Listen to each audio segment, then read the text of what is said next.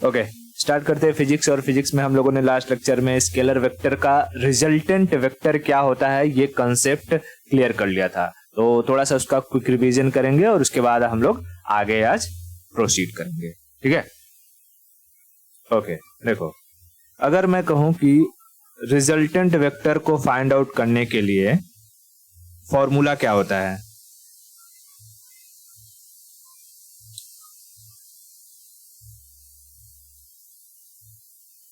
Okay, root of A square plus B square plus 2ab cos theta.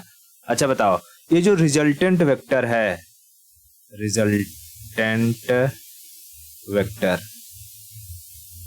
इसकी value maximum या minimum किस पर depend करती है? वेक्टर ए पर, वेक्टर बी पर, या कॉस थीटा पर? कॉस थीटा पर, है ना, कॉस थीटा पर। बताओ, कॉस थीटा की मैक्सिमम और मिनिमम वैल्यू क्या होती है? मैक्सिमम 1 और मिनिमम -1 होती है, यानी कि कॉस थीटा -1 से +1 के बीच में ट्रेवल करती रहती है। बहुत बढ़िया। बताओ, आर मिनिमम अगर मुझे निकालना रहेगा तो इस फॉर्मूले के बेस पर जो शॉर्टेस्ट फॉर्मूला होता है वो क्या बनेगा?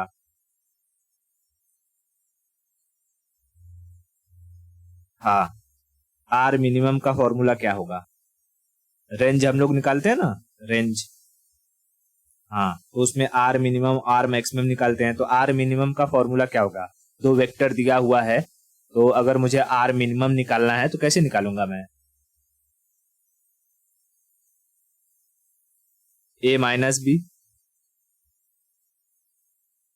है ना, ए माइनस बी, यानी वेक्टर ए को वेक्टर बी, मतलब वेक्टर बी को वेक्टर ए में से घटा दो। और उसी तरीके से अगर मुझे आर मैक्सिमम निकालना है तो क्या होगा? ए प्लस बी, ए प्लस बी, ए प्लस बी, है ना, ये हमने देखा था। ओके, अब जैसे कि आर मिनिमम में ए माइनस बी कब आता है, ये भी हमने देखा था, जब कॉस थीटा की वैल्यू या थीटा की वैल्यू क्या हो, मतलब थीटा की वैल्यू अगर 1 रहेगी तो ए माइनस बी आएगा, या -1 रहेगा तब ए माइनस बी आएगा। अगर यहां पर थीटा की वैल्यू अगर -1 हो जाएगी तो -1 में ये फॉर्मूला पुट करेंगे तो क्या हो जाएगा? ए स्क्वायर माइनस ए माइनस बी का होल स्क्वायर, और कैंसल हो जाएगा रूट और बच जाएगा आर मिनिमम। उसी तरीके से कॉस थीटा की मैक्सिमम वैल्यू अगर पुट करेंगे यहाँ पर तो ए प्लस बी का होल स्क्वायर हो जाएगा, और उससे भी रूट कैंसिल हो जाएगा और हमें आर मैक्सिमम मिल जाएगा, ठीक है। अच्छा बताओ, कॉस थीटा की जो वैल्यूज होते हैं वो हम लोगों ने याद किए थे, ट्रिग्नोमेट्रिक वाला जो हमें 10वीं 12वीं में भी याद करवाया जाता है, और मैंने लास्ट लेक्चर में भी रिवीजन करवाया था उसका। तो अगर मैं कहूं कि कॉस थीटा 0 की वैल्यू कितनी होती है? कॉस 0 1, और 90 0, 30 √3/2, 45 1/√2, और 60 1/2। बताओ, कॉस थीटा की वैल्यू -1 कितने एंगल पर होगी? 180, है ना, मैंने ऐसे भी याद करवाया था कि जैसे 0 होता है ये, 90 होता है ये, 180 होता है, 270 होता है, और 360 होता है। तो cos 0 0, cos 90 1, cos 180 -1, cos 270 1, cos 360 -1, है ना। तो 0 1 0 1 0 1 0, यहां पर ये जी कैसे होगा? -1 कहां से हो जाएगा?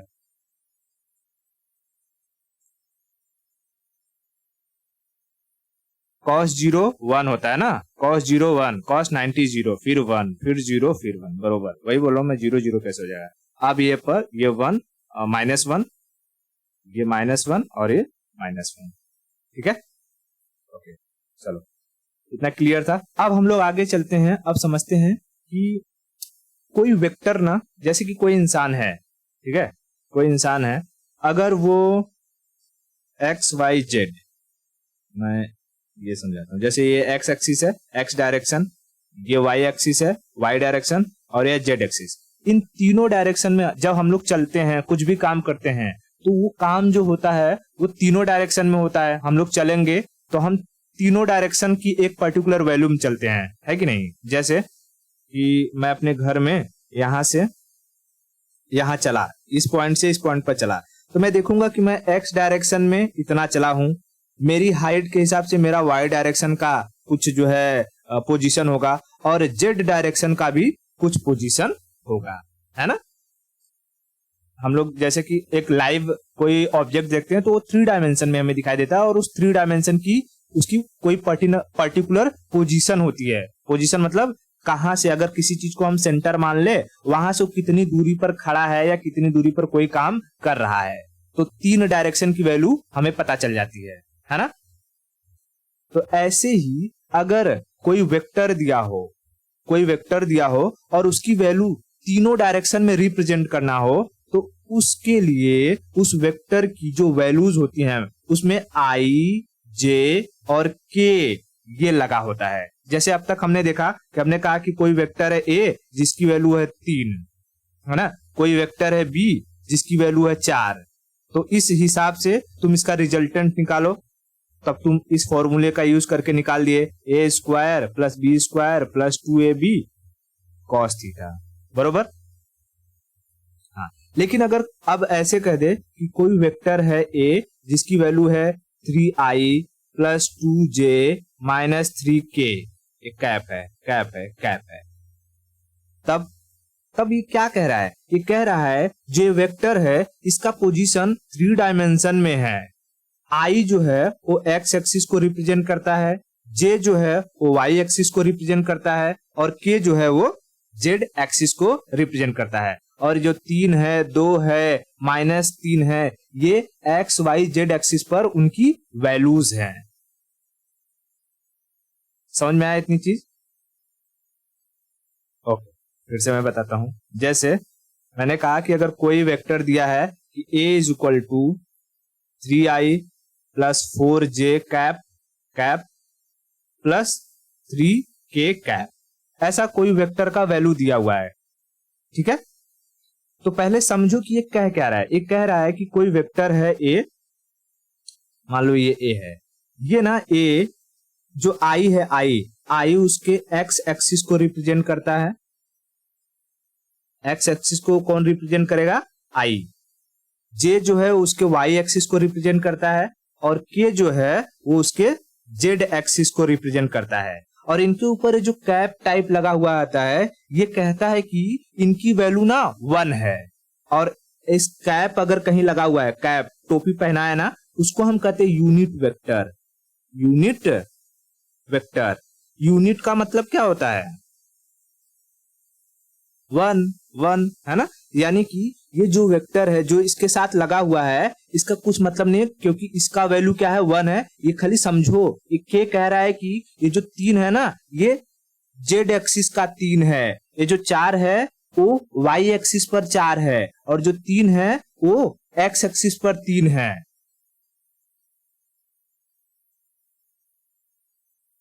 समझ में आ रहा है क्या?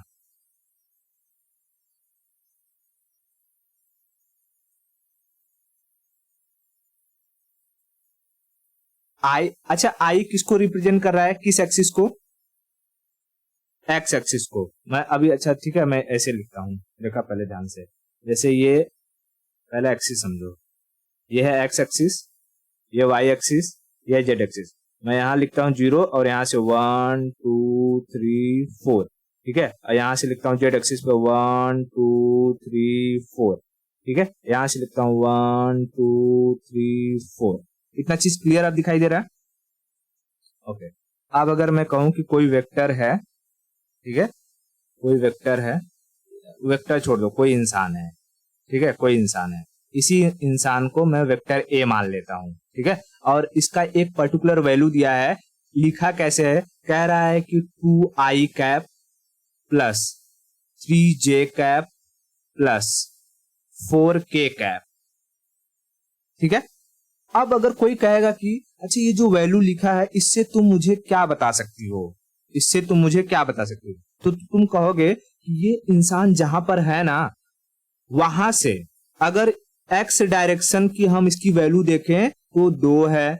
मान लो ये सब सेंटीमीटर में है, मान लेते हैं कि ये सब सेंटीमीटर में है, ठीक है, ये सब सेंटीमीटर में है। तो हम कहेंगे कि ये जो आदमी है वो एक्स डायरेक्शन में 2 सेंटीमीटर पर है, वाई डायरेक्शन में 3 सेंटीमीटर पर है और जेड डायरेक्शन में 4 सेंटीमीटर पर है।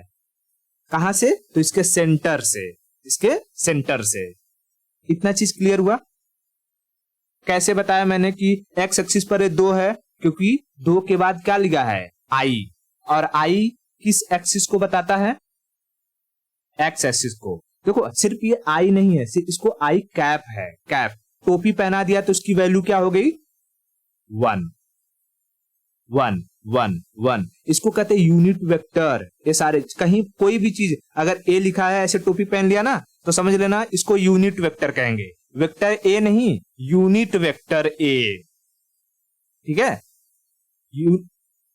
हाँ, इसकी वैल्यू क्या होगी? 1। इसकी वैल्यू 1 होगी क्योंकि इसका नाम ही है यूनिट वेक्टर। कहीं पर भी यूनिट वेक्टर लिखा हो भाई, जिसका नाम ही है यूनिट वो यूनिट रहेगा, मतलब 1 रहेगी उसकी वैल्यू, है कि नहीं? हाँ, तो आई कैप किसको रिप्रेजेंट करेगा? एक्स एक्सिस को, जे कैप वाई एक्सिस को, के कैप जेड एक्सिस को, ठीक है। वेक्टर में हम लोग एक्स वाई जेड न लिख करके उसको रिप्रेजेंट करने के लिए आई कैप जे कैप के कैप लिख देते हैं। इतना क्लियर? आप समझ में आया पहले कि ये जो वैल्यू है ये क्या रिप्रेजेंट करता है? 2i का मतलब क्या है? हाँ, एक्स एक्सिस की वैल्यू 2 है। 3j इसका क्या मतलब है? वाई एक्सिस की वैल्यू 3 है। 4k इसका क्या मतलब है?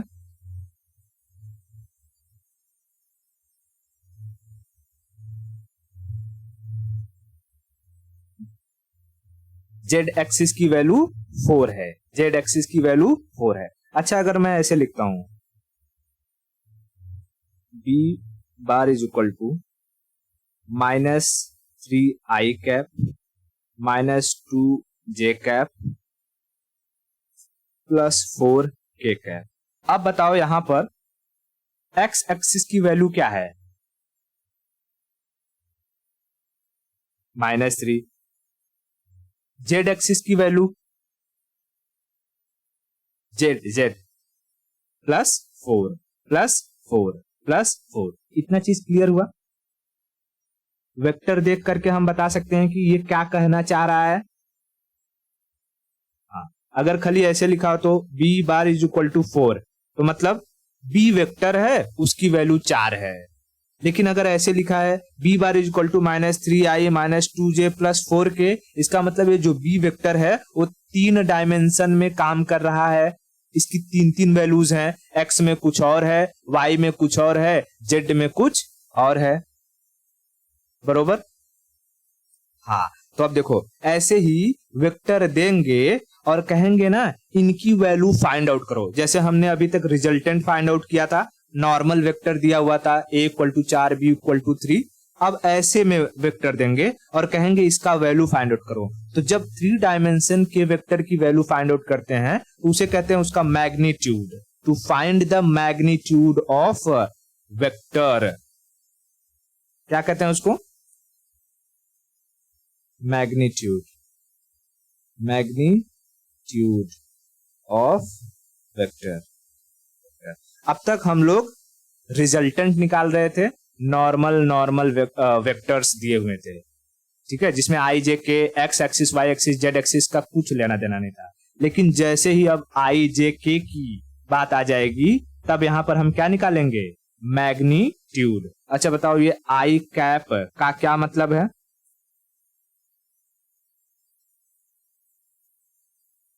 आई कैप तो एक्स एक्सिस को रिप्रेजेंट करता है। अगर पूछेगा कि ये कौन सा, इस वेक्टर को हम लोग किस नाम से जानते हैं? नहीं, unit, unit vector, unit vector, unit vector. इसलिए हम कहते हैं find the magnitude of unit vector. जैसे ही एक्स वाई जेड आ जाता है ना, उसमें यूनिट वेक्टर आता ही आता है। तो मैं सीधा अगर यहां लिख दूं magnitude of unit vector, unit vector, तो कोई दिक्कत नहीं, ठीक है, कोई दिक्कत नहीं। अब देखो, जब यूनिट वेक्टर का मैग्नीट्यूड हमें फाइंड आउट करना रहेगा, तब कैसे निकालेंगे? बहुत सिंपल सा रहता है, ठीक है। कोई भी वेक्टर दिया हो, कोई भी वेक्टर, तो देखो पहले जैसे मान लो वेक्टर ए है और ए की वैल्यू दिया है 3i cap plus 2j cap minus 4k cap, ये वैल्यू दे दिया। इसमें i कैप क्या रिप्रेजेंट कर रहा है? X axis, j cap y axis, k cap z axis को। इसमें i j k किस टाइप के वेक्टर हैं? ये सारे के सारे यूनिट वेक्टर हैं, यूनिट वेक्टर है। यूनिट वेक्टर्स की वैल्यू क्या होती है? 1 होती है। इतना क्लियर? बहुत बढ़िया। अब हमें निकालना है मैग्नीट्यूड। तो मैग्नीट्यूड को निकालने के लिए हम लोग लिखते हैं ऐसे मॉड है, ठीक है। इस जो भी वेक्टर है उसको मॉड के अंदर, ये जो 2 डैश लाइन मारते हैं, इतना तो मैथ वगैरह में या कंप्यूटर साइंस वगैरह में हर जगह पढ़ाया जाता है कि इसको कहते क्या? मॉड, है ना, मॉड, मॉड, मॉड। और मॉड को कैसे निकालते हैं? तो कुछ नहीं, इसको ले जाओ रूट में और जो भी कंपोनेंट है यानी जो वैल्यूज हैं उनका स्क्वायर कर दो। वेक्टर ए के ये एक्स कंपोनेंट, ये वाई कंपोनेंट, ये जेड कंपोनेंट, इन सबका हमें क्या करना है? स्क्वायर। तो 3 का स्क्वायर प्लस 2 का स्क्वायर प्लस माइनस 4 का स्क्वायर। समझ में आया?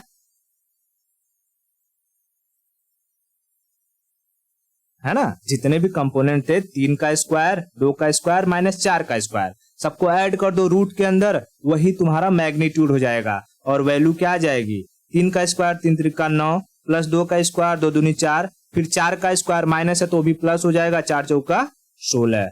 टोटल अगर हम देखेंगे तो 16 4 20 9 29, यानी वेक्टर ए का मैग्नीट्यूड कितना आ गया? Root of 29, root of 29, root of 29। अब देखो ये चीज जो मैंने निकाला, इसके लिए एक सिंपल सा फॉर्मूला लिखा जाता है कि किसी भी वेक्टर का अगर हमें मैग्नीट्यूड निकालना है तो उसको लिखेंगे मॉड ऑफ ए इंटू उसी का यूनिट वेक्टर, ठीक है। उसी के साथ में क्या लगाएंगे? Unit vector. यूनिट वेक्टर की वैल्यू क्या है? 1। तो मैं यहां पर क्या 1 लिखना जरूरी है मेरे लिए? नहीं लिखूंगा तो भी वही है ना, तो भी वही है। तो कभी कभी ना ये मैग्नीट्यूड ना पूछ करके कहता है कि किसी वेक्टर का यूनिट वेक्टर निकालो। कोई वेक्टर जो दिया हुआ है उसका यूनिट वेक्टर निकालो। तो देखो पहले आराम से समझो कि ये मैंने क्या लिखा है। देखो ये मैंने लिखा कि ए बार इज इक्वल टू, ये कोई वेक्टर है। अब इसका अगर मुझे मैग्नीट्यूड निकालना होगा तो मुझे ए वेक्टर का क्या निकालना होगा? मॉड निकालना होगा, वही मैग्नीट्यूड देता है। और मॉड के साथ किसका मल्टीप्लिकेशन रहता है? 1 का। 1 मतलब यूनिट वेक्टर का। तो ये क्या है? ये कोई वेक्टर है, वेक्टर, ये उस वेक्टर का मैग्नीट्यूड, मैग्नीट्यूड, और ये क्या है? यूनिट वेक्टर, यूनिट वेक्टर, है ना, यूनिट वेक्टर, यूनिट वेक्टर। तो अगर कोई कहेगा कि भाई तुम वेक्टर ए का यूनिट वेक्टर निकालो, तो करना क्या है? यूनिट वेक्टर को यहीं रहने दो, वेक्टर ए के नीचे मैग्नीट्यूड को ला दो। तो unit vector is equal to vector a upon mod of a, हो गया यूनिट वेक्टर। कुछ करना था इसमें? नहीं। अब देखो इसको कैसे समझेंगे, सिंपल सा है। मैं यहीं पर ले लेता हूं भाई, ये है वेक्टर ए, इसकी वैल्यू है 2i cap, 2i cap plus 3j cap minus 2k cap, और कह रहा है कि find unit vector, unit vector. तो मैं क्या करूंगा? पहले फॉर्मूला लिखूंगा, since A bar is equal to mod of A bar into A cap. A cap मतलब यूनिट वेक्टर, है ना। अब मुझे यूनिट वेक्टर निकालना है, तो unit vector is equal to एक बार डिवाइडेड बाई एक ए मॉड ऑफ ए। तो अब जब मुझे एक्चुअली में इसकी वैल्यू निकालनी है तो पहले मुझे मॉड ऑफ ए चाहिए कि नहीं चाहिए? क्या मैंने मॉड ऑफ ए निकाला है? नहीं निकाला है। तो पहले मैं यहाँ क्या निकालूंगा? मॉड ऑफ ए। तो मॉड ऑफ ए अगर मैं यहाँ निकाल लूं तो मॉड ऑफ ए के लिए मैंने बताया क्या करना है, रूट में जितने भी कंपोनेंट है उनका स्क्वायर करके ऐड कर दो। तो 2 का स्क्वायर प्लस 3 का स्क्वायर प्लस माइनस 2 का स्क्वायर। ठीक है, क्लियर है? हाँ, तो अब देखो क्या हो जाएगा, 2 दूनी 4 प्लस 3 3 9 प्लस 2 दूनी 4 इक्वल टू कितना हो जाएगा? 9 4 13 13 4 17। ये हमारा हो गया मैग्नीट्यूड। अब बस यहाँ पर यूनिट वेक्टर की फॉर्मूले में इसको पुट कर दो। अब बताओ, यहाँ है ए बार की तो वैल्यू ऑलरेडी दी हुई है, ऊपर क्या लिख देंगे? 2i cap plus 3j cap minus 2k cap divided by mod of a की वैल्यू हमने कितना निकाला? Root of 17। और यहाँ पर हम ए बार नहीं ए कैप लिखेंगे। ठीक है, ए कैप। और ये हमारा हो गया यूनिट वेक्टर। इतना क्लियर हुआ क्या? यूनिट वेक्टर निकालना क्या बहुत मुश्किल काम है? क्या मैग्नीट्यूड निकालना बहुत मुश्किल काम है? नहीं। बताओ, मैग्नीट्यूड का फॉर्मूला क्या है? अगर मैं कहूं, मैं एक वैल्यू दे रहा हूं, उसका मुझे मैग्नीट्यूड निकाल के बताओ। जैसे b bar is equal to 3i cap minus 2j cap plus 3k cap. मुझे इसका मैग्नीट्यूड निकाल के बताओ कितना होगा।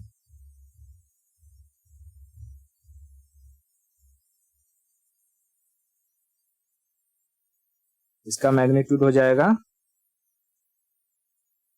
3 का स्क्वायर प्लस माइनस 2 का स्क्वायर प्लस 3 का स्क्वायर। ठीक है, तो रूट ऑफ 9 प्लस 4 प्लस 9। ठीक है, ओके। तो हो जाएगा 9 9 18 18 4 22 यानी रूट ऑफ 22। ये क्या हो गया हमारा मैग्नीट्यूड। अब अगर मैं कह रहा हूं कि मुझे इसी बी वेक्टर का यूनिट वेक्टर निकाल के बताओ, तो फॉर्मूला कैसे लिखा जाएगा? मॉड ऑफ बी और बी कैप। तो बताओ बी कैप की वैल्यू क्या होगी? Vector B upon mod of B. अब मैं यहां क्या लिख सकता हूं? B cap is equal to vector B की जगह क्या लिखूंगा? 3i cap minus 2j cap plus 3k cap upon root of 22। इतना क्लियर है? चलो एक और देता हूं। मान लो कि ये वेक्टर c है और तुम्हें निकालना है k cap minus 3i cap. अब इसका तुम मैग्नीट्यूड निकाल के बताओ। हाँ, मैग्नीट्यूड मॉड ऑफ c कितना होगा?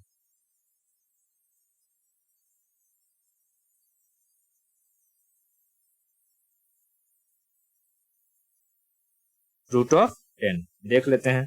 देखो c cap is equal to root of x का कंपोनेंट यहां कोई दिख रहा है? क्यों? i नहीं है x का कंपोनेंट। तो माइनस 3 का स्क्वायर प्लस j कंपोनेंट कुछ दिख रहा है? नहीं है, मतलब वो 0 हो जाएगा।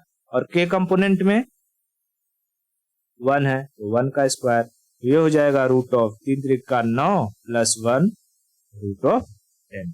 तो अब ऐसे भी समझ में आ गया कि जो कंपोनेंट नहीं दिया हुआ है, यानी कि x y z में से कोई भी मिसिंग है, i j k में से कोई भी मिसिंग है, उसका मतलब जो मिसिंग है वो एक्सिस पर कोई वैल्यू नहीं है, उसकी वैल्यू 0 है। समझ में आ गया इतना? बहुत बढ़िया। ये हमने देख लिया यूनिट वेक्टर।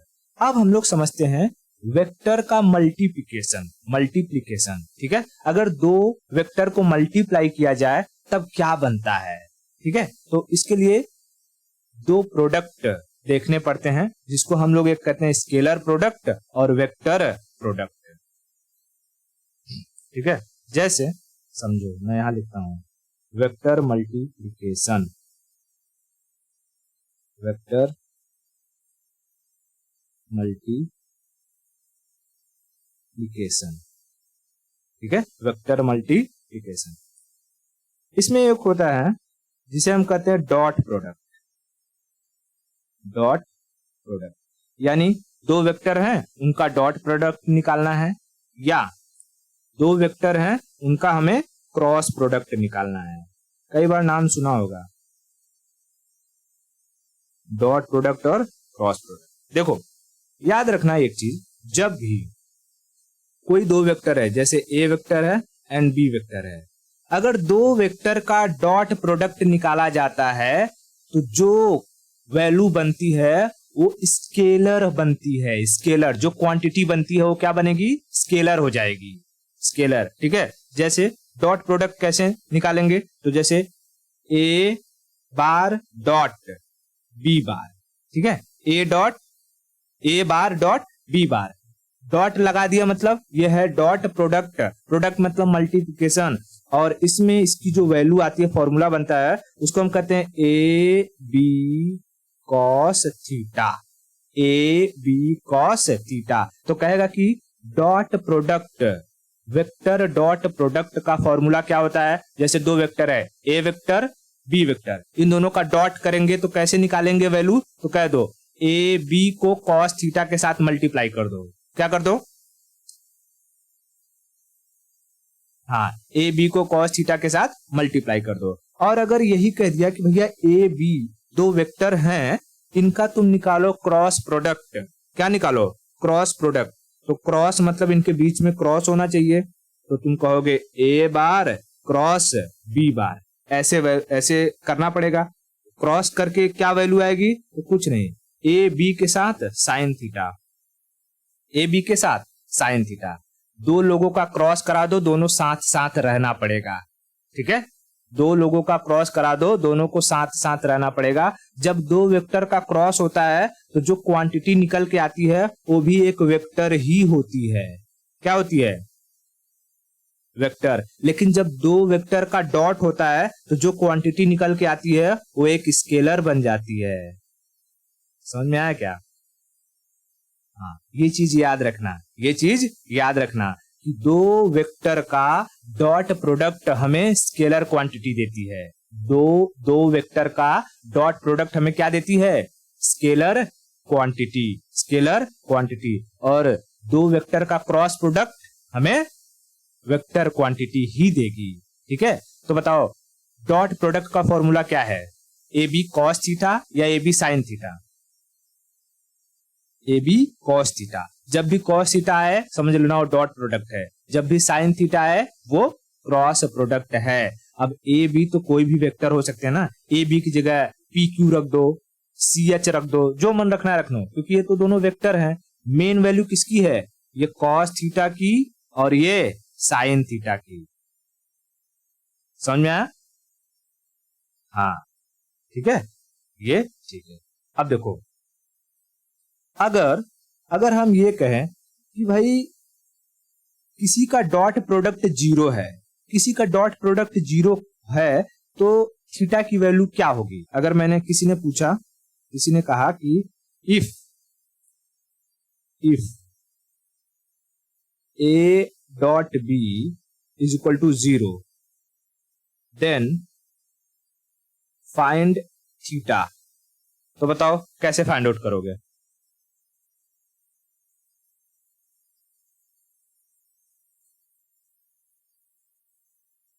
क्या लिखूं मैं, कुछ आइडिया।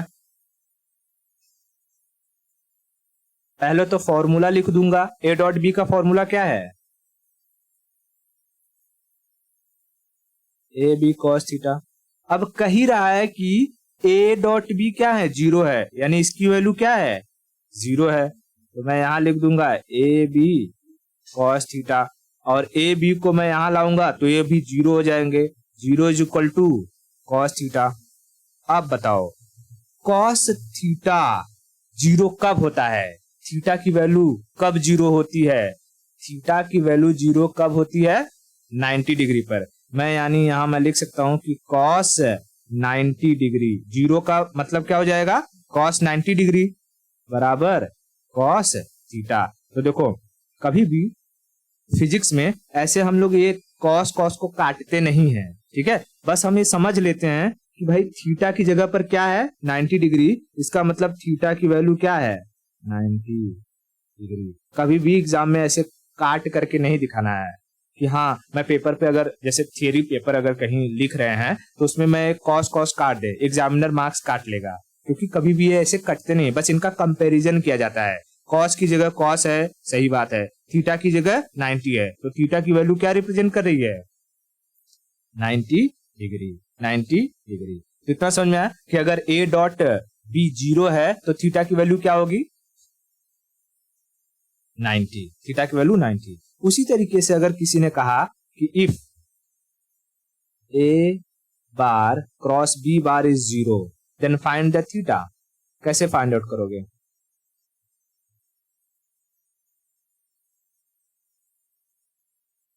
डायरेक्ट ऐसे लिख दू थीटा इक्वल टू 0, हाँ क्या लगाऊं formula, a cross b is equal to A B sine theta. a cross b की वैल्यू दिया है 0, ए बी साइन थीटा, ये दोनों इधर आएंगे तो हो जाएंगे 0, 0 is equal to sine theta. अब बताओ साइन थीटा की वैल्यू 0 कब होती है 0 डिग्री पर, यानी मैं यहां लिख दू sine 0 is equal to sine theta, यानी थीटा की वैल्यू क्या आ गई 0 डिग्री, 0 डिग्री। इतना क्लियर है, बहुत बढ़िया, बहुत बढ़िया। अब एक और इंटरेस्टिंग क्वेश्चन सॉल्व करते हैं। जैसे क्वेश्चन कहता है कि if a dot B, a bar dot B bar is equal to 3 times of root of 3 times of a bar cross b bar, then find theta, अब बताओ कैसे करोगे,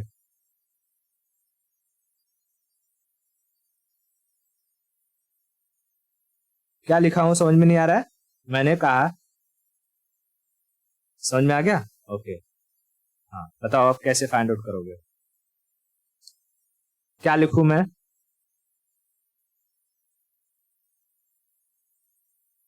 a डॉट बी की जगह क्या लिखूं ए बी, अच्छा तू सॉल्व कर पहले और बता मुझे थीटा की वैल्यू क्या आ रही है, तब मैं यहां सॉल्व करके बताता हूं। चलो 5 मिनट का टाइम दे रहा हूं, ठीक है, थीटा 30 डिग्री आया, चलो सॉल्व करके देखते हैं। देखो ए बी की जगह मैं क्या लिख सकता हूं कि A B cos theta equal to, ये वैल्यू तो वैसी ही रहेगी क्योंकि कांस्टेंट वैल्यू है, और ए क्रॉस बी की जगह क्या लिख सकता हूं ए बी साइन थीटा। इसमें कॉमन क्या है, ए बी तो वेक्टर है, ए बी वेक्टर है मतलब कि वैल्यू हो गई, अभी ये दोनों कट जाएंगे, अब बच जाएगा यहां पर cos theta is equal to root of 3 sine theta, है ना, रूट ऑफ 3 साइन थीटा। मैं इसको इधर लाता हूं और इसको इधर ले जाता हूं, तो इधर आएगा √3 तो हो जाएगा 1/√3 इज इक्वल टू ये साइन थीटा, इसके नीचे आ जाएगा कॉस थीटा। अब देखो साइन थीटा अपन कॉस थीटा मैंने कल के लेक्चर में बताया था क्या होता है टैन थीटा, और टैन थीटा की ऐसी मतलब कि टैन थीटा की ऐसी कौन सी वैल्यू है जो 1/√3 देता है ना, तो हमने देखा था कि भाई टैन 0 जो होता है 0 वो तो 0 होता है, क्योंकि साइन अपॉन साइन 0 0 कॉस 0 1 तो 0/1 0 होता है, 30 1/√3 होता है, ठीक है, 1/√3। तो इस हिसाब से हमारा जो 1/√3 रहेगा इसको हम लिख देंगे tan 30 is equal to tan theta. यानी यहां अगर हम देखेंगे तो थीटा की वैल्यू क्या हो जाएगी 30 डिग्री, है ना। ओके, इतना इतना क्लियर हो गया। ओके, अच्छा एक और क्वेश्चन करते हैं। एक और क्वेश्चन कह रहा है कि if two resultant vectors are same, क्या कह रहा है, टू रिजल्टेंट, ठीक है, two resultant value of two vector are same, ठीक है। मैं क्वेश्चन लिखा नहीं, कह रहा है कि resultant values of two vector are same, यानी दो वेक्टर हैं, उनका जो रिजल्टेंट है वो क्या है, सेम है, इक्वल है। Then find angle between them, find angle between them. समझ में आया क्वेश्चन क्या कह रहा है। देखो क्वेश्चन कह रहा है कि जैसे कोई वेक्टर, एक वेक्टर ए है और वेक्टर बी है, इनका जो रिजल्टेंट वो सेम है, ठीक है, वो सेम है, रिजल्टेंट की वैल्यू सेम है। तो कह रहा है कि इन दोनों के बीच में एंगल कितना होगा फाइंड आउट करो।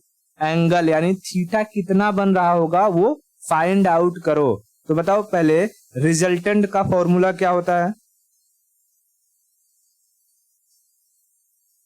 √(a² + b² + 2ab cos theta, है ना, ये रिजल्टेंट का फॉर्मूला होता है। अब कह रहा है कि जो वेक्टर ए है उसकी वैल्यू बी है, मतलब जो वेक्टर ए है, बी है और आर है, ये तीनों ही की वैल्यू सेम है। तो अगर मैं मान लू कि भाई a bar is equal to B bar is equal to R bar is equal to कोई वैल्यू मान लेता हूं x है ना, हमें नहीं पता क्या है, लेकिन कहा है कि भाई दो वेक्टर्स का जो रिजल्टेंट है और वो दोनों वेक्टर की वैल्यू अगर सेम है तो उन वेक्टर्स के बीच का एंगल कितना रहेगा। तो मैंने मान लिया कि अगर a इक्वल टू बी है और A B equal to R है, वो वैल्यू कितनी है, x है। x कुछ भी हो सकता है, 1 2 3 4 5 जो भी है ना। अब इसके अकॉर्डिंग मैं यहाँ देखता हूँ कि अच्छा एंगल कितना मिलता है मुझे, तो मैं यहाँ पर क्या रखूंगा, r की जगह भी मैं रखूंगा x is equal to root में a की जगह क्या रखूंगा, x² प्लस b की जगह भी x² प्लस 2 a की जगह x, b की जगह x और यहां रह जाएगा cos थीटा, है ना, cos थीटा। अब देखो x is equal to √(x² + x² कितना हो जाएगा, 2x² plus 2x into x 2x² और ये हो जाएगा cos थीटा, है ना। अब यहाँ x इज इक्वल टू बताओ यहाँ 2x² है, यहाँ भी 2x² है, तो 2x² में कॉमन ले सकता हूं, 2x² कॉमन ले लूंगा तो बचेगा क्या, 1 प्लस cos थीटा, है ना, 1 प्लस cos थीटा, इतना बच गया, क्लियर, 1 प्लस cos थीटा। अब अगर मैं दोनों साइड का स्क्वायर कर दूं ये रूट हटाने के लिए, ये जो रूट है इसको हटाने के लिए मैं दोनों साइड का स्क्वायर कर दूं, स्क्वायरिंग बोथ साइड, तो देखो क्या हो जाएगा, इधर हो जाएगा x का स्क्वायर और इधर का रूट उड़ जाएगा, है ना। अगर मैं इसको ऐसे स्क्वायर करूंगा तो ये इससे कैंसल आउट हो जाएगा। समझ में आ रहा है क्या, हाँ तो हाँ ना बोलते रहना, समझ में आएगा, ठीक है। तो मैंने भी इसका स्क्वायर कर दिया, यहां से स्क्वायर x², अब यहां बच जाएगा 2x² 1 plus cos theta, clear, okay. यहीं पर सॉल्व करता हूं। अब देखो यहां है x² हमारा is equal to 2x² 1 plus cos theta, तो यहां से x² तो कैंसल आउट हो जाएगा, यहां बच जाएगा 1 is equal to 2 1 plus cos theta, ये 1 को यहां लाऊंगा तो हो जाएगा 1/2 is equal to 1 plus cos theta. फिर ये 1 को अगर मैं इस साइड लाऊंगा तो हो जाएगा 1/2 minus of 1 is equal to cos theta. Half में से 1 जाएगा तो बचेगा minus half is equal to cos theta. Cos theta इतना क्लियर है? ओके, बहुत बढ़िया। अब बताओ, अगर मैं कहूं कि माइनस हाफ कॉस की कितनी वैल्यू होगा? माइनस हाफ कॉस की क्या वैल्यू होगी जो माइनस हाफ देगा? इसके लिए तुम्हें क्या करना पड़ेगा? देखो, जैसे हमको पता होता है कि भाई कॉस थीटा की जो वैल्यू क्या क्या रहती है, 30, ठीक है। पहले 0 डिग्री, फिर नॉर्मली अगर हम बात करते हैं 90 से 90 डिग्री, ठीक है, 90 डिग्री। उसके बाद होगा 180 डिग्री, है ना, 180 डिग्री। फिर जो है 270 डिग्री, 270 डिग्री, ठीक है। फिर 360 डिग्री, ऐसे होता है। और बीच वाली जो वैल्यू हम देखते हैं कि भाई हाफ किसकी होती है? हाफ 60 की वैल्यू हाफ होती है ना, 60 की हाफ होती है। तो इसी का जो डबल रहेगा 120, उसकी वैल्यू भी हाफ होगी। देखो कैसे, अगर हम थोड़ा सा पूरा अगर वैल्यू लिखें, जैसे cos 0, 30, 45, 60, फिर उसके बाद 90 के बाद कितना हो जाएगा, कितने का, 3 चौका 12, 120, ठीक है, 180, फिर 270, फिर 360, है ना। ऐसे ऐसे ऐसे ऐसे हम लोग इसमें 3 का मल्टीपल ये होते जाता है, ठीक है। हाँ, तो अब यहाँ अगर हम देखते हैं कि cos 0 की वैल्यू, अगर cos 0 कितना होता है, 1, फिर ये सॉरी 0 बोल रहा हूँ, √3/2, ठीक है, 1/√2, यहाँ 1/2, और यहाँ पर फिर देखेंगे तो 0। और जैसे इसके बीच में अगर हम देखें 90 का क्या हो जाएगा, 1, मतलब माइनस में, और 360 का 1, है ना, सॉरी 0, क्योंकि 1 होगा, 0 कहाँ से होगा, ये 0 हो जाएगा, ठीक है। तो हम यहाँ देखते हैं कि भाई जब 9 का डिफरेंस होता है तो वैल्यू होती 1, 0, -1, 0, 1। इसी तरीके से जितने का ये, जैसे कि ये 30 का डिफरेंस रहेगा, 30 वाले का, तो √3/2, इसको मैं निकालना कैसे बताऊं तुझे, आसानी से समझ। ओके, देखो इसको हम लोग, ये नॉर्मल अगर पॉजिटिव में वैल्यू रहती है जैसे cos थीटा की, तो हमें ये सारी की सारी वैल्यू याद रहती हैं, हम लोग लिख लेते हैं। लेकिन जब cos थीटा की वैल्यू नेगेटिव में, जैसे यहाँ पर दिया है कि -1/2 is equal to cos theta, और जब भी ये नेगेटिव टर्म आता है ना, तो इसके लिए हमको वो फॉर्मूले के बेस पर इसको सॉल्व करना पड़ता है। फॉर्मूला क्या कहता है? कहता है कि भाई cos 180 minus theta is equal to minus of cos theta, ठीक है, minus of cos theta, minus of cos theta. इतना क्लियर है? हाँ, देखो ये सप्लीमेंट्री वाला फॉर्मूला है, ये 12th में हम लोगों ने कई बार पढ़ा रहता है कि sin 180 minus theta sine theta होता है, cos 180 minus theta minus cos theta होता है। ये बहुत इंपॉर्टेंट है, कई बार आता है, लोगों को दिमाग से स्लिप हो जाता है, क्योंकि वो साइन वाला तो याद रहता है, हाँ पॉजिटिव में है, प्लस में है, लेकिन cos के साथ जो आता है वो यहाँ पर नेगेटिव वैल्यू के लिए आता है। ये फॉर्मूला हम लोग यहाँ रखेंगे, क्या, cos 180 minus theta is equal to minus cos theta. अब सवाल ये है कि भाई थीटा के प्लेस पर क्या रखें? cos की तो इतनी सारी वैल्यूज हैं, 30, 40, 60, 90, क्या रखेंगे? तो हम पहले देखेंगे कि ये जो इधर वैल्यू दिया है 1/2 cos की वैल्यू जब पॉजिटिव होती है तब कितने डिग्री पर होती है? 60 पर, है ना, 60 पर, यानी cos 60 1/2 होता है।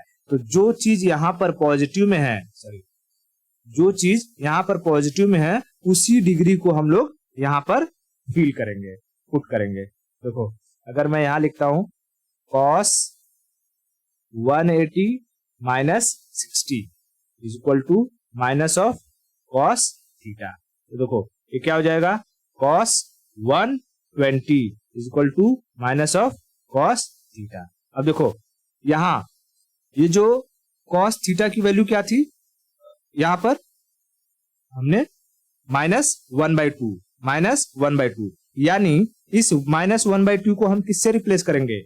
cos 120 से, cos 120 से, और यहां से हमारे जो थीटा की वैल्यू आ जाएगी वो कितना हो जाएगी?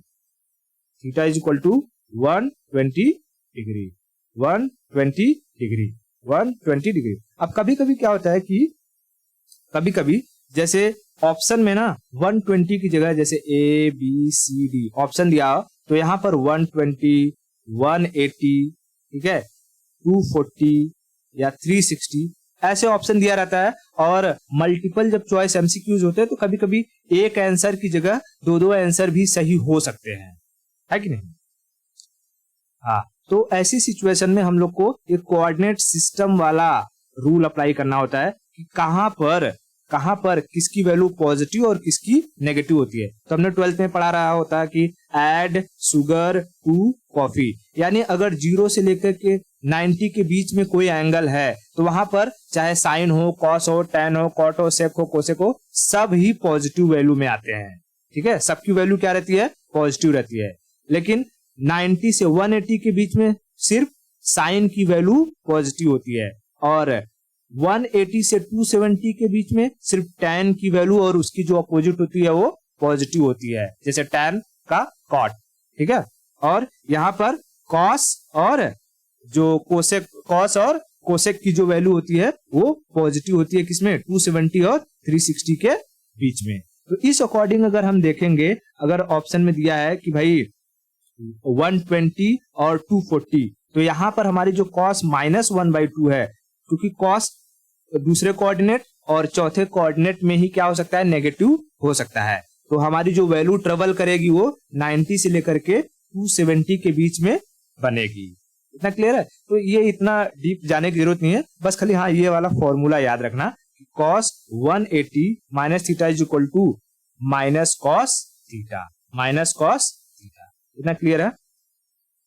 ओके, अब चलो लास्ट इस टॉपिक का एक मतलब कि स्केलर वेक्टर का लास्ट टॉपिक है, जिसमें हमें ये याद कर लेना है कि देखो ये जो चैप्टर है स्केलर और वेक्टर, ये फिजिक्स के सारे चैप्टर के कंसेप्ट को यहाँ इंक्लूड करता है। जैसे यूनिट और डायमेंशन था, उसमें भी हमने कहा था कि जब तक हम पूरा फिजिक्स पढ़ नहीं लेंगे हम हर एक यूनिट का डायमेंशन नहीं निकाल पाएंगे। क्यों? क्योंकि हमें यूनिट के बारे में पता ही नहीं होगा। अगर मैं फोर्स पढ़ा नहीं हूं तो मुझे पता ही नहीं रहेगा न्यूटन का जो यूनिट है वो क्या होगा। मतलब न्यूटन को अगर स्प्लिट करके लिखूंगा केजी मीटर पर सेकंड स्क्वायर, ये कैसे होता है ये मुझे पता ही नहीं रहेगा, और जब तक ये नहीं पता रहेगा मैं उसका डायमेंशन नहीं लिख पाऊंगा। इसी तरीके से हमारे स्केलर वेक्टर में जब तक हम पूरा फिजिक्स नहीं पढ़ लेते हैं, पूरी तरीके से हम ये बता ही नहीं पाएंगे कि अच्छा कौन सी क्वांटिटी स्केलर है और कौन सी क्वांटिटी वेक्टर है। समझ आ रहा है? हाँ, तो इसीलिए हम लोग क्या करते हैं यहाँ पर कि जो कुछ इंपॉर्टेंट क्वांटिटीज है जो पूछा जाता है एग्जाम में कि बताओ अच्छा ये स्केलर है या वेक्टर है, उसको हम याद कर लेते हैं। कैसे याद करेंगे? तो देखो जो वेक्टर्स होते हैं, वेक्टर्स क्योंकि पेपर हिंदी इंग्लिश दोनों में आता है, तो वेक्टर्स यहाँ भी है और हिंदी में उनमें ना व, ब या अण ये लगा होता है उनके वर्डिंग्स में। ठीक है, जो क्वांटिटीज रहेंगी उनमें क्या लगा रहेगा हिंदी में? व, ब या अण।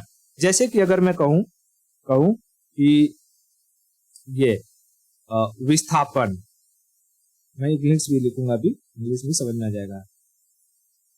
विस्थापन, यहां व लगा है विस्थापन, इसको कहते हैं डिस्प्लेसमेंट। डिस्प्लेसमेंट हमने इसके बारे में पढ़ा, डिस्प्लेसमेंट क्या होता है। ये क्या है? एक वेक्टर क्वांटिटी है। ठीक है, फिर होता है बल। बल यानी फोर्स। यहां ब लगा है, ये क्या है? एक वेक्टर क्वांटिटी है। ठीक है, फिर इसके बाद अगर हम देखें वेग यानी वेलोसिटी। इसमें भी क्या लगा है? व लगा है, ये भी एक वेक्टर क्वांटिटी है। फिर एक होता है समवेग यानी मोमेंटम। अभी ये सब तो हमने पढ़ा नहीं है मोमेंटम के बारे में। ठीक है, लेकिन यहाँ याद करना है अपने को मोमेंटम, समवेग, यहाँ भी क्या लगा है, वेग, ठीक है, व समवेग, ये भी क्या है, एक वेक्टर क्वांटिटी है, वेक्टर क्वांटिटी है। इसी तरीके से होता है आवेग, आवेग को कहते हैं इम्पल्स। अभी इम्पल्स के बारे में भी नहीं पढ़ा हूं। इम्पल्स भी क्या है, एक वेक्टर क्वांटिटी है, इसमें भी क्या लगा है, वह लगा हुआ है, ठीक है। उसी तरीके से हम देखते हैं त्वरण यानी एक्सेलरेशन, इसमें भी हुआ लगा है, ये भी क्या है, एक वेक्टर क्वांटिटी है। उसी तरीके से गुरुत्वाकर्षण, अण लगा ना, अण, गुरुत्वाकर्षण को क्या कहते हैं, ग्रेविटी, ये भी क्या है, एक वेक्टर क्वांटिटी है, इन सब वेक्टर क्वांटिटी है, कैसे पता चलेगा, इनकी जो वैल्यू होती है एक पर्टिकुलर डायरेक्शन में ही होती है। जैसे ग्रेविटी हमेशा नीचे खींचता है, हम लोग ऊपर उछलने की कोशिश करेंगे तो हमें नीचे खींच लेगा, तो ग्रेविटी के एक पर्टिकुलर डायरेक्शन है, वो डाउनवर्ड लगता है कि नहीं। हाँ, ये इतने सारे जो वेक्टर है इन्हें अच्छे से याद कर लेना। कौन कौन सा, displacement, force, velocity, momentum, impulse, acceleration, gravity. Hindi में विस्थापन, बल, वेग, संवेग, आवेग, त्वरण, गुरुत्वाकर्षण। जहां पर ब और अण लगा वो सब क्या है, वेक्टर है। लेकिन कुछ ऐसे भी क्वांटिटी हैं जिसमें व लगा होता है लेकिन वो वेक्टर क्वांटिटी नहीं होता है, तो हमें उनको भी याद करना है, ताकि अगर वो आए तो हम पहचान सके कि नहीं ये वेक्टर क्वांटिटी नहीं है, ठीक है। देखो उसको भी याद करवा देता हूँ। जैसे कहेगा विद्युत धारा,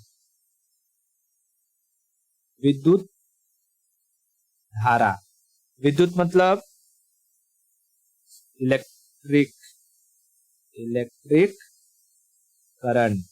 इसमें भी देखो वह लगा है, क्या ये वेक्टर है, नहीं, ये वेक्टर नहीं है, वेक्टर क्वांटिटी नहीं है, ठीक है। अभी जब इलेक्ट्रिसिटी पढ़ाऊंगा तब समझ में आएगा कि अच्छा क्यों ये वेक्टर क्वांटिटी नहीं है कि नहीं। हाँ, इसी तरीके से विभवांतर को कहते हैं पोटेंशियल। अब विभवांतर के बारे में कुछ पता ही नहीं है, शॉर्टकट में बताते हैं। जैसे जो बैटरी होती है, बैटरी में एक तरफ पॉजिटिव होती है, एक तरफ नेगेटिव होती है, यानी पॉजिटिव प्लस मान लो 5 वोल्ट है, यहाँ पर -5 वोल्ट है। इलेक्ट्रॉन ऊपर से लेके मतलब हाई से लो की तरफ भागते हैं, ये जो इन दोनों के बीच का जो अंतर है ना, अंतर, इसी को हम लोग कहते हैं पोटेंशियल, विभवांतर, ठीक है। तो इसमें भी वह लगा है, लेकिन ये भी वेक्टर क्वांटिटी नहीं है, तीसरा होता है दाब, देखो इसमें भी दाब मतलब प्रेशर, ब लगा है लेकिन वेक्टर क्वांटिटी नहीं है। उसी तरीके से द्रव्यमान मतलब मास भी क्या है, वेक्टर क्वांटिटी नहीं है, ठीक है। इसी तरीके से होता है घनत्व, इसमें भी वह लगा है, लेकिन ये भी घनत्व मतलब डेंसिटी, ये भी वेक्टर क्वांटिटी नहीं है, ठीक है। तो ये कुछ है जिनको याद रखना है कि भाई ये वेक्टर क्वांटिटी नहीं है, और इनको कुछ है जिनको याद रखना है कि वेक्टर क्वांटिटी है। तो बेहतर है ये सिर्फ 3 चीजें याद रखो, न लगा है, वेक्टर क्वांटिटी है, और उसमें विभवांतर, विद्युत धारा, दाब, द्रव्यमान, घनत्व, ये सब वेक्टर क्वांटिटी नहीं है। अभी के लिए इसको खाली याद कर लो, बाकी जैसे जैसे हम टॉपिक बढ़ते जाएंगे, पढ़ते जाएंगे, जैसे इलेक्ट्रिसिटी पढ़ेंगे, फिर उसके बाद मोशन पढ़ेंगे, काइनेटिक्स पढ़ेंगे, तो उसमें सब क्लियर होते जाएगा कि अच्छा हाँ ये क्यों वेक्टर क्वांटिटी नहीं है, ठीक है। इतना चीज क्लियर हुआ, ओके। तो आज के लिए इतना रखते हैं, बाकी की स्टोरी हम नेक्स्ट लेक्चर में करेंगे।